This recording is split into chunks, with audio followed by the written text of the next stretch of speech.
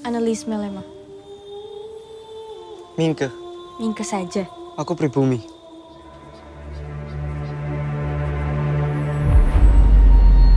Kowe iki bocah terpelajar. Siswa HBS. Kenapa tinggal serumah sama Nyai? Gude. Hah? Dasar bocah edan. Ibu kok pribumi? Jowo. Aku gak gelem dadi Indo. Aku kepengen koyo mama. Pribumi. Kasihan perempuan-perempuan Belanda itu, An. Malu mereka atas kecantikanmu. Mas, Kamu apa buka-buka, Mas? wis gak Jawa maneh kowe. Api eleke menungso. Gumantung carane ngerampuni masalah. Saya hanya ingin jadi manusia bebas, Bu. Tidak diperintah. Dan tidak juga memerintah, Bu. Siapakah si kowe izin datang kemari, monyet?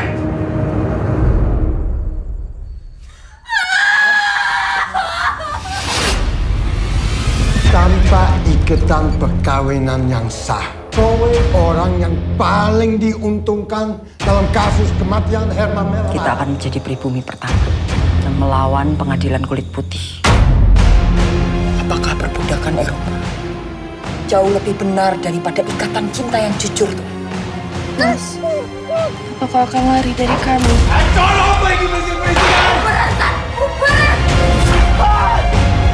Secara hukum, kalian berdua sudah tidak punya hubungan lagi dengan Annelies. Annelies punya wali di Amsterdam. Saya adalah suami Annelies yang sah di Mahkamah Agama. Saya menggeser dari perkara yang bukan lagi menyerangku, tapi Eropa kontra pribumi. Siapa yang menjadikan saya guna?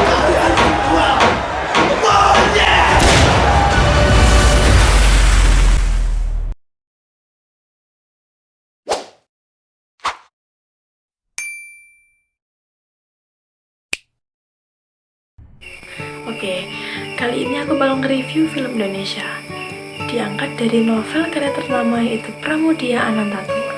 Judulnya Bumi Manusia, aku punya bukunya. Oke, kalian habis nonton novel pasti gak asing dong sama novel ini. Ini adalah kisah dua anak manusia yang meramu cinta di atas pentas pergulatan tanah kolonial awal abad 20. Inilah kisah Mingke yang diperankan oleh Iqbal Ramadan dan Annelies oleh Mawar Iftijon. Cinta yang hadir di hati Mingke untuk Annelies membuatnya mengalami pergulatan batin tak berkesudahan.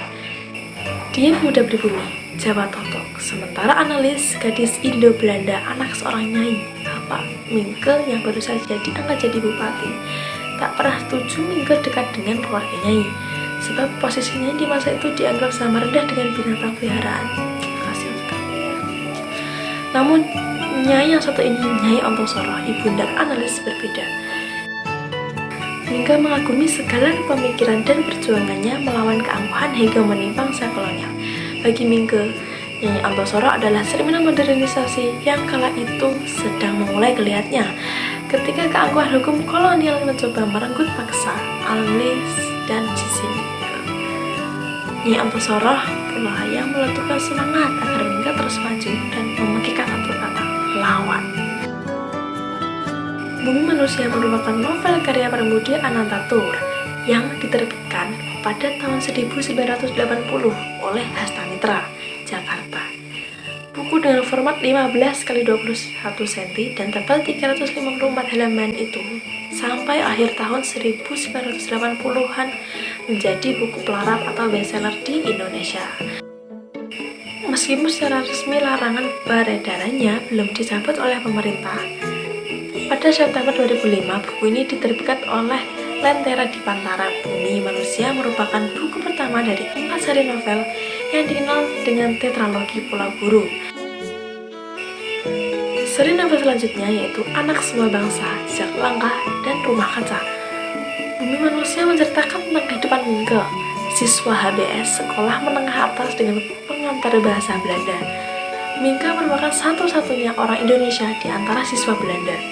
Sebagai keturunan priai, ia mendapat kesempatan dari pemerintah kolonial untuk bersekolah di sana. Ia Ia lulus HBS dengan meraih peringkat 2 di seluruh Hindia atau peringkat pertama untuk seluruh Surabaya. Pada masa itu, golongan priayi tinggi diberi hak istimewa untuk menduduki karir yang terhormat selama ia patuh pada tuntutan sistem yang ada, yakni berperilaku dengan mengikuti kebudayaan priayi dan tunduk pada kemauan penguasa kolonial yang memanfaatkan golongan priayi untuk mengukuhkan kekuasaan. Mingga ini menjalani cinta dengan Annelies, putri Herman Melema, dengan Nyai Ontosoro. Kemudian, Mingga ini menikah dengan Annelies. Secara keilmuan, ia banyak berinteraksi dengan Magda Peters, guru bahasa Belanda yang beraliran etis di sekolahnya. Tulisan-tulisan Mingga dalam majalah berbahasa Belanda membuat asisten residen mengundangnya sebagai tamu kehormatan, kemudian menjadikannya sebagai sahabat keluarga. Ia pun berangsur-angsur menyadari posisinya berada dalam masyarakat rasialis. Di sisi lain, kondisi masyarakat Indonesia pada saat itu pun dihadapkan pada kehidupan yang dengan ketat melaksanakan praktik feodalisme, termasuk oleh keluarganya sendiri. Melalui interaksinya dengan masyarakat kolonial, termasuk melalui hubungannya dengan Robert Melema, kakak Annelies, Robert Surhoff, seorang kawannya keturunan Indo dan dirinya sendiri sebagai keturunan pribumi membuatnya mengerti adanya sistem yang bersifat rasialis dalam masyarakat. Setelah kematian Herman Melema, datang putusan pengadilan Amsterdam untuk menyita seluruh harta kekayaan Herman Melema di Hindia. Karena kualitas baik segi isi maupun segi sastranya, dalam sejarah kesusastraan Indonesia, Bumi Manusia memiliki kedudukan yang sangat penting. Novel itu menjadi satu-satunya karya sastra anak bangsa yang menjadi kandidat peraih Nobel dalam bidang sastra. Buku ini sudah diterjemahkan ke dalam berbagai bahasa sehingga memiliki kedudukan sebagai bagian dari sastra dunia. Sejak kemunculannya, novel itu sudah merebut perhatian pembaca. Novel itu tidak saja dibaca dan dibicarakan di Indonesia, tapi juga perhatian dari luar negeri. Bahkan novel itu telah dibicarakan di forum internasional dan berbagai media massa. Misalnya dalam Volkskrant yang terbit di Nederland. Di London, novel itu dibicarakan dalam majalah South, The Third World Magazine.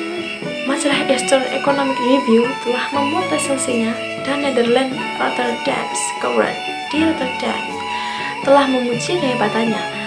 Novel ini juga menuai pujian dalam Time, New York Times, USA Today, The Los Angeles Times, dan The San Francisco Chronicle di Amerika.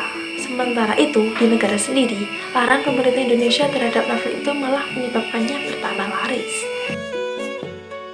Sejak awal novel ini sudah banyak menarik minat orang untuk membacanya dan mengundang banyak kritikus untuk membicarakannya. Umar Yunus memuji novel ini dengan pernyataan adanya kematangan pemilihan, peninjauan, penyajian, dan penyelesaian persoalan. Selain itu, Umar Yunus juga menyatakan bahwa Bumi Manusia sebagai novel yang melakukan ideologi tertentu, yakni perbedaan kelas yang menyebabkan perbedaan nasib, dan masing-masing manusia mewakili kelas sosial tertentu, suatu representatif figur yang dianggap sifat karya-karya yang mengikuti pandangan ideologi yang dikemukakan oleh Marx. Jacob Sumarjo mengomentari Bumi Manusia sebagai novel yang memiliki penggambaran watak yang menuntun terbentuknya plot, bukan sebaliknya. Nasib dan sistem sosiallah yang mengubah jalan hidup tokoh-tokohnya. Kasih Janto mengomentari dari aspek sejarah, yakni sebagai karya yang menggambarkan sketsa awal gerakan pemikiran modern di Indonesia menjelang akhir abad ke-19 dan awal abad ke-20.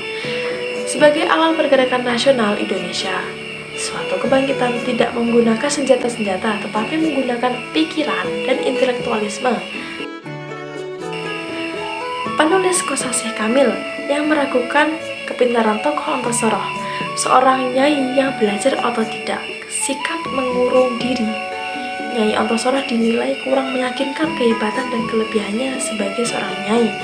Dengan demikian, Nyai Ontosoro sebagai protagonis boneka hidup terlalu banyak dibebani tuntutan dan sikap pengarangnya. Parikitri melihat Bumi Manusia dari aspek sejarah. Pada pada masa akhir abad ke-19, yakni sebagai bahan yang belum dijamah oleh para penulis Indonesia. Selain itu, para Kitria menyatakan bahwa melalui novel ini Pramudia telah mencairkan kebekuan sastra Indonesia yang belakangan ini hanya berputar-putar dalam inovasi teknik, berpilin-pilin dalam kegelisahan dan kekosongan jiwa perseorangan yang terisolasi dari persoalan masyarakatnya atau merosot dalam kesenangan murahan yang bernama pop.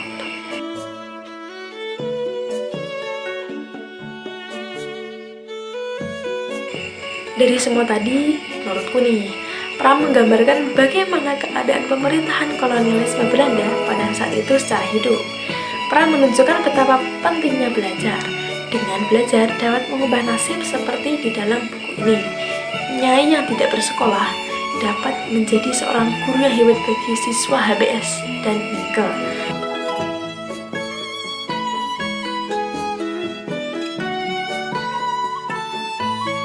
Oke, akhir sudah ngobrol asik kita kali ini. Terapkan terus protokol kesehatan dan jaga kesehatan kalian. Have a nice day, bye-bye.